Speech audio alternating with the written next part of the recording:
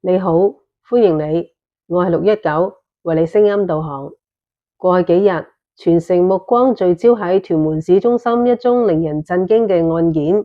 2026年1月15日，一個本來平常嘅工作日晚上，因為一把刀，一名無辜女途人，兩下槍聲，另一場關於執法與生命嘅複雜爭議擺喺全社會面前。我哋睇到嘅係新聞報道裏面嘅時間線同警方嘅聲明，我哋聽到嘅有市民對警察果斷救人嘅讚揚，亦有死者家屬喺殮房外悲憤嘅質問。而家我哋嘗試止步於情緒嘅對立，而係深入事件嘅核心，客觀重組當時驚心動魄嘅0.5秒，同時將目光拉遠，思考一個更沉重嘅問題：一個悲劇嘅發生，究竟喺邊一刻注定？係警察扣動扳機嘅一瞬間，定係早有伏線，埋藏喺更早嘅時間裏面？首先，我哋必須基於已知信息，還原當時關鍵嘅7分鐘。呢啲都唔係小說情節，每一步都由閉路電視同警方簡報交織而成，驚險程度遠超電影。當中有幾個關鍵嘅時間線。晚上大約7點10分，警方接獲首個報案，指一名男子喺屯門市廣場當期超市廚房趁職員唔為意，攞走一把大約12寸長嘅利刀。短時間內，該名男子持刀喺商場同附近街道徘徊，並向途人揮舞，引起大批市民驚慌走避。警員到場後，先作出口頭警告，無效後使用一發胡椒水劑，但未能制止該名男子。男子轉身衝入商場，千鈞一髮之際，男子從商場另一出口走出，並喺屯匯街挾持一名51歲女途人。閉路電視畫面清晰顯示，該名男子左手箍住女途人頸部，右手高舉長刀，並作出由上而下想插向人質嘅動作。晚上大約7點17分，現場2名衝鋒隊警員喺再次警告無效之後，判斷女途人生命面臨即時而且致命嘅威脅，於是各開一槍。男子胸口同右肩中彈倒地，女途人得以逃脫，僅受輕微擦傷。晚上8點47分，該名34歲越南裔男子經送院搶救後證實不治。從攞刀到被擊斃，過程只係大約7分鐘，而由男子舉刀到警察開槍，前線警員嘅決策時間，據資深執法人員分析，可能只有0.5秒。喺呢0.5秒裏面，警員腦海中閃過嘅唔會係疑犯嘅生平，只會係一個最簡單嘅判斷：點樣立即阻止一宗必然發生嘅兇殺案。案件發生後，社會出現2種聲音，一種就好似街坊呂先生所講，警察嘅做法非常恰當，因為兇徒似乎真係想用刀插落人質身上。另一種就嚟自悲痛嘅家屬，佢哋質問：點解要開槍打死佢？點解唔射腳？我哋必須從專業同法理層面理解呢個抉擇。警方使用武力準則嘅核心係在於比例原則與及必要性。1、威脅級別。疑犯手持12寸長利刀，並正對人質作出致命性攻擊動作。資深警官指出，呢種情況下，若果刺中女途人足以致命，威脅屬於最高級別。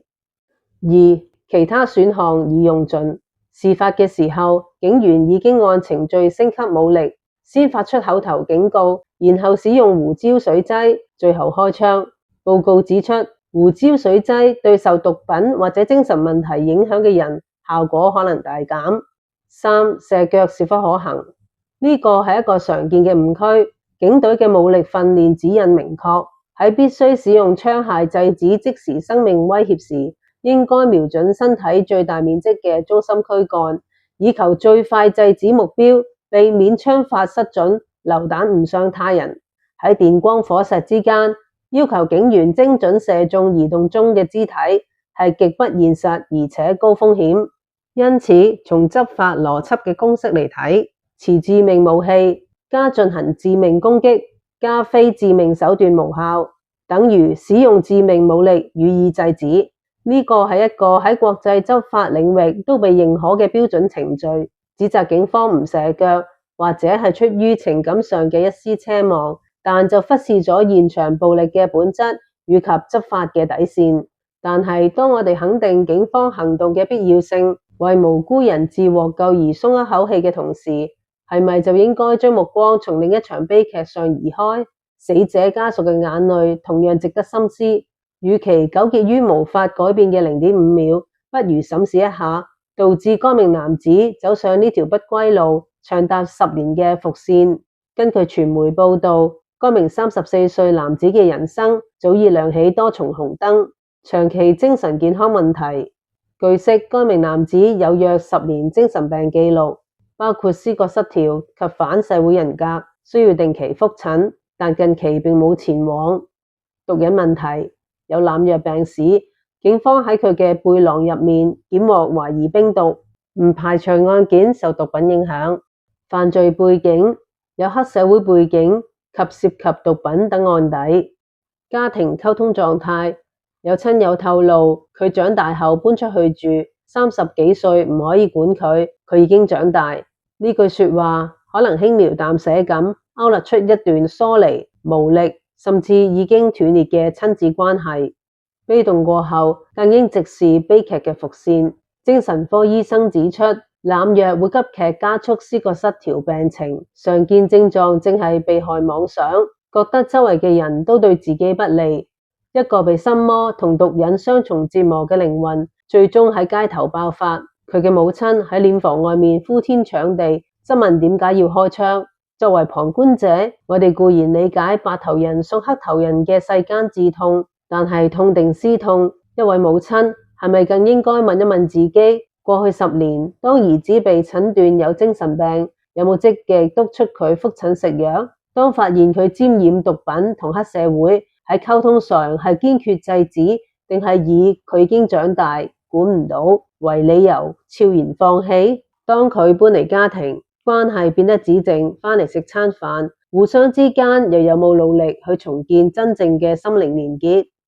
？619唔係要喺呢刻對一位喪子嘅母親作出苛責，咁樣太過殘忍。但係呢個悲劇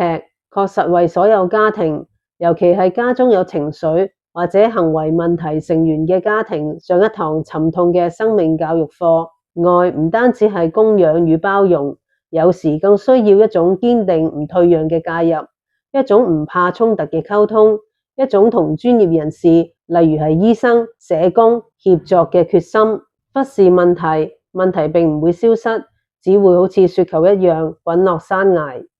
屯門市中心嘅槍聲已經散去，女途人幸運咁返到去家人身邊，而一位34歲男子嘅生命就永遠定格。警方嘅0.5秒抉擇，經受咗專業與及法律嘅審視，而一個家庭過去10幾年嘅無數個日夜當中嘅得與失、溝通與逃避、堅持與放棄，同樣值得我哋深思。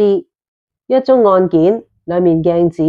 一面映照出當社會集體安全受即時威脅時，公權力果斷執法嘅必要與及重量；另一面就映照出每一個迷失嘅生命背後，都可能有一個早已響起，但係就被忽略嘅警號。挽救生命唔單單在於危機瞬間嘅雷霆一擊，更在於平日裏面對身邊嗰啲逐漸滑向邊緣嘅靈魂多一分不離不棄嘅關注、溝通與及行動。